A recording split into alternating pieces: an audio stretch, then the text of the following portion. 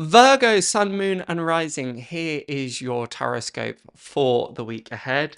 I do these tarot readings weekly with a view to help inspire, bring clarity as to some of the challenges that might be coming up for you, how to best navigate those challenges and things to get excited by. I would really recommend that you find out your rising sign and moon sign so that you can get a full 360 look at your week ahead. How do you do that? Well, we've got you covered. You can check the pinned comment below, and you can also sign up to the email so that you never miss your Tarotscopes again.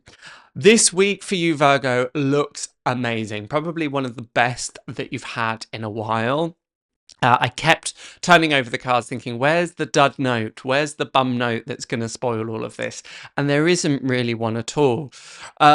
Fire signs on the whole seem to be having a little bit of a challenging time this week, but earth signs are pretty much across the board seems to be navigating some of the challenges, particularly as we move into Venus in retrograde and move out of Mars in retrograde period and just about to move into Mercury in retrograde period. So there's lots of big energies swirling around, things seemingly working against us.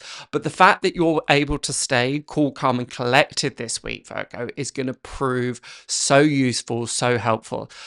There's a sense of you not getting caught up with things, caught up in the dramas, your own dramas, the dramas of people around you, the global dramas, just being able to disconnect and going, do you know what? I've got a handle of this.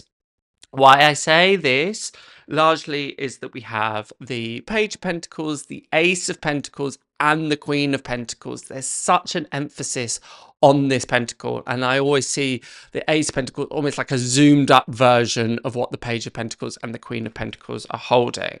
The fact that Pentacles are the earth sign, as too is Virgo, showing that you're doing what you do really, really well, chiefly and namely this ability to stay grounded, realistic, low to the ground, not getting carried away, and that's going to hold you in very, very good stead.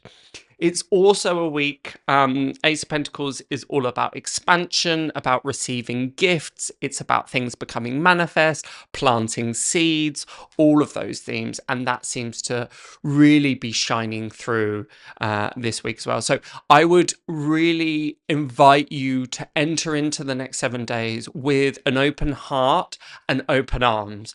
Be receptive to any gifts that the universe is trying to give you, any opportunities. I would be much more inclined this week to say yes rather than no, even when seemingly on the surface, this isn't necessarily what I thought I wanted. It's not necessarily aligned to the direction that I wanted to take things. It seems a bit at left field, coming out of nowhere.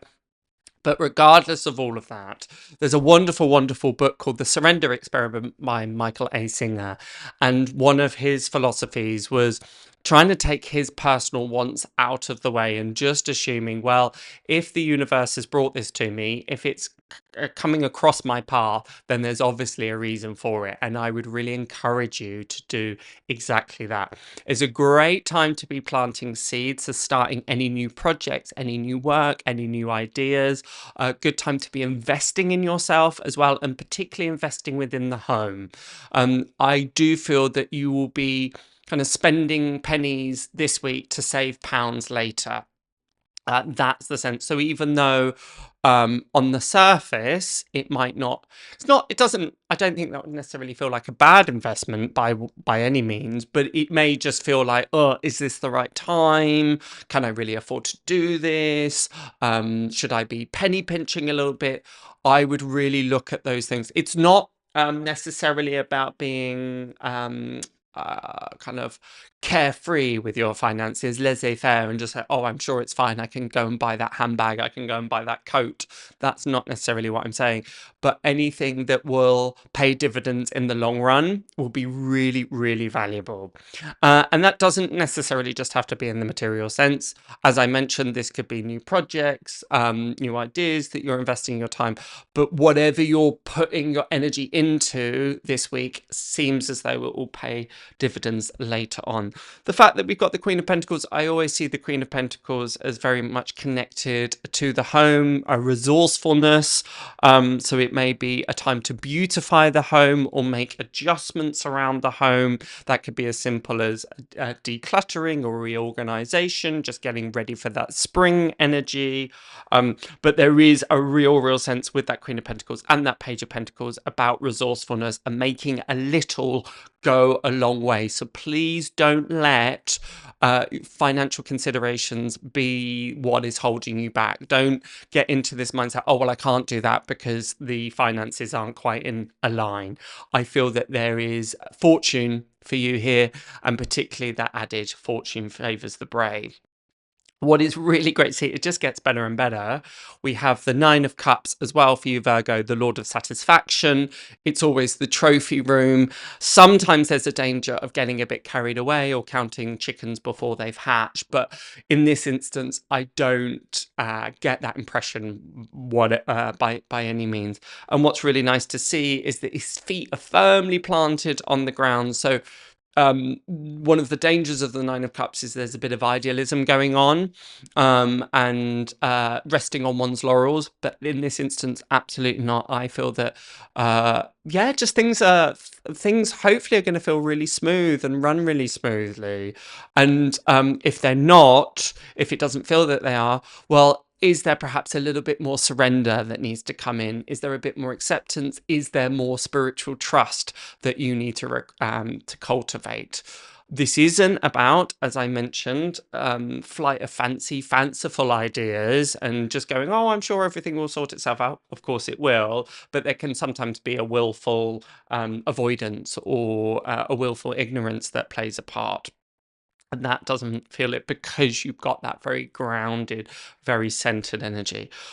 Just taking a step back one moment to this triptych as well, you can see that it's very fecund with all of this lush nature. You can really see that would be a great time to start spending more time in nature. Sorry, somebody was driving up my drive. Spending more time in nature, particularly if you want that bit of an energetic reset or you feel yourself that anxiety is creeping in. What can you do? And it could be as simple as beautifying the home with nature, with plants, with flowers, or just so if it's not completely available to you to take long walks and take long treks in the countryside, then maybe it's more about bringing nature in. The final card that we have is the Five of Wands, the Lord of Strife. Again, this does not feel like a fly in the ointment to an otherwise brilliant week. This feels more around just turning a blind eye to dramas, to other people's dramas, to people that might want to stick their oar in, to those that may say or think that they know best. I would really just treat it with a very kind of attitude. Just yeah, whatever. I wouldn't necessarily make any assumptions this week. The assumptions of how things are playing out. You know, very often, even in those times where things feel like a dead cert or feel as though, oh, this is definitely going to play out in this way, and then some last minute reprieve comes along and totally turns things on its head. That is a sense here. So don't get caught up, particularly if other people are getting kind of anxious or worried about what's coming up next, because we don't know. The future by definition is meant to be unknown, and that anxiety won't serve any purpose. That Alan Watts saying, no amount of worry will make any difference to what's going to happen. And there's a theme of almost being vindicated here in weeks to come, of those things that other people have been panicked by, or those things that people have said, oh, this will definitely happen. And then the weeks to come, quite the reverse, or it doesn't happen at all, and you're thinking, see, I told you, it wasn't worth getting het up about that. So that's really positive to see. So a lovely week. Enjoy, go out, plant those seeds, stay grounded, stay firm to the ground, and nothing can really go wrong. So enjoy your week, and I'll see you next time. Bye for now.